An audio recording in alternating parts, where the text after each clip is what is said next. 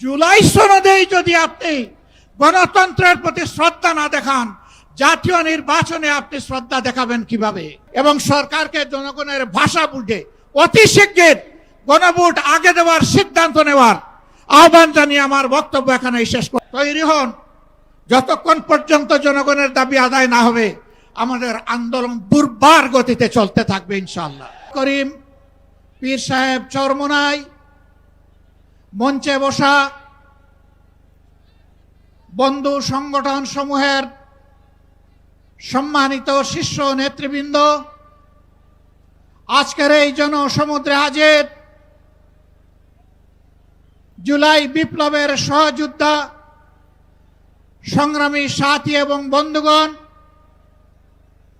গণমাধ্যমের সম্মানিত বন্ধুগণ, আমরা মহান আল্লাহ তাআলার শুকরিয়া আদায় করছি। জুলাই বিপ্লবের মধ্য দিয়ে ফ্যাসিবাদের পতন হওয়ার কারণেই আজ পল্টন মোড়েও এই সমাবেশ অনুষ্ঠিত হতে পারছে। আলহামদুলিল্লাহ রাব্বিল আলামিন। প্রিয় দেশবাসী, আসরের নামাজের সময় আসন্ন হয়, আমি খুব সংক্ষেপে দুই একটি কথা বলেই সভাপতি সাহেবকে আমরা তার বক্তব্য প্রদান করার জন্য আহ্বান জানাবো ইনশাআল্লাহ। আমাদের দাবি খুব বেশি নয়, অস্পষ্ট নয়, দাবি কম, খুবই সুস্পষ্ট। এক নম্বর দাবি হচ্ছে জুলাই বিপ্লবকে স্বীকৃতি দিতে হবে। যারা জুলাই বিপ্লব মানবেন না তাদের জন্য ২৬ সালে কোনো নির্বাচন নাই। ২৬-এর নির্বাচন দেখতে হলে আগে জুলাই বিপ্লবের স্বীকৃতি লাগবে। আর জুলাই বিপ্লবের স্বীকৃতি দিতে হলে জুলাই সনদের আইনি ভিত্তি দিতেই হবে। এই আইনি ভিত্তি ছাড়া কোনো নির্বাচন অনুষ্ঠান হওয়ার কোনো সম্ভাবনা নেই। কখন হবে এই আইনি ভিত্তির গোড়াপত্তন? এদেশের মুক্তিকামী মানুষের কথা একটাই, জাতীয় সংসদ নির্বাচনের আগে গণভোট অনুষ্ঠিত হতে হবে। গণভোটের ব্যাপারে সকল দল একমত, তাহলে তারিখ নিয়ে এই বায়নাবাজি কেন? একমত হয়ে যখন স্বাক্ষর করেছি সবাই, তখন গণভোট আগে হওয়াই হচ্ছে যুক্তিযুক্ত। এর মধ্য দিয়ে আইনি ভিত্তির পাটাতন তৈরি হবে ইনশাআল্লাহ, এবং এর ভিত্তিতেই আগামী জাতীয় সংসদের নির্বাচন অনুষ্ঠিত হবে।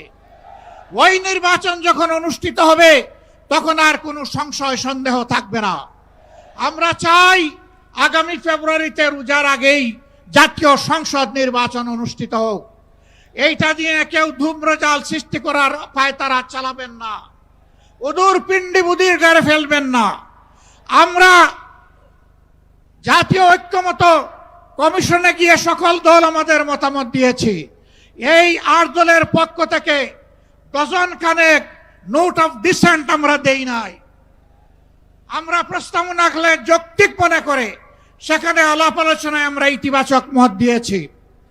এরপরে সংখ্যাগরিষ্ঠ দলের মতামতের ভিত্তিতে একটা চার্টার তৈরি হয়েছে। এটি হচ্ছে গণতন্ত্রের কথা, যে সংখ্যাগরিষ্ঠ যা বলবে বাকিরা তাই মেনে নেবে। কিন্তু আমরা দেখলাম না, কেউ কেউ তা মেনে নিতে রাজি নন।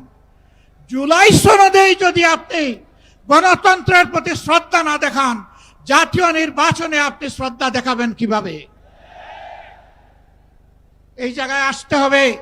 সকল বায়না ভুলে যান, জুলাই শহীদের রক্তের প্রতি সম্মান দেখান।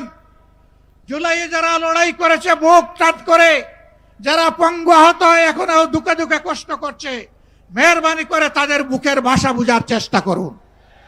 আমার ভাই আল্লামা মামুনুল হক সাহেব বলেছেন, লড়াই করে ফ্যাসিবাদ বিদায় করেছি, লড়াই করে জনগণের দাবি আদায় করব।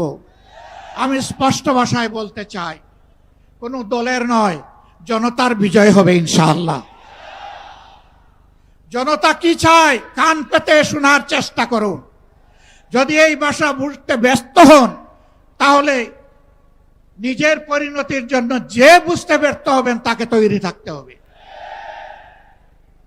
আমরা কথা দিচ্ছি বাংলাদেশের জনগণকে, আমাদের সহযোদ্ধারা আমাদের হাতে এনে মুক্তির প্রাথমিক পরিবেশটা উপহার দিয়েছে। আমরা জনগণের মুক্তি আদায় করেই ঘরে ফিরবো ইনশাআল্লাহ। আমরা ভদ্র ভাষায় কথা বলছি, ভদ্র ভাষায় কথা বলবো, কিন্তু আমাদের দাবির ব্যাপারে আমরা হিমালয়ের মতো অনড় থাকব। কারণ এই দাবি জনগণের দাবি, কোনো দলের দাবি নয়। এই দাবি বিপ্লবের দাবি, এই দাবি ফ্যাসিবাদের দাবি নয়। অতএব ফ্যাসিবাদের দাবির কাছে বাংলাদেশের জনগণ মাথা নত করবে না।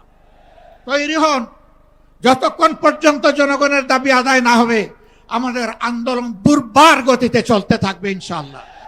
আজ এই শীর্ষ নেতৃবৃন্দ এই মিটিং এর পরে আমরা মিলিত হচ্ছি, পরবর্তী কর্মসূচি যথা শীঘ্রই আপনারা জানতে পারবেন। সেই কর্মসূচি বাস্তবায়নের জন্য প্রস্তুতি নেওয়ার আহ্বান জানিয়ে এবং সরকারকে জনগণের ভাষা বুঝে অতি শীঘ্র গণভোট আগে দেওয়ার সিদ্ধান্ত নেওয়ার আহ্বান জানিয়ে আমার বক্তব্য এখানে শেষ করছি। আল্লাহ হাফেজ। বাংলাদেশ জিন্দাবাদ।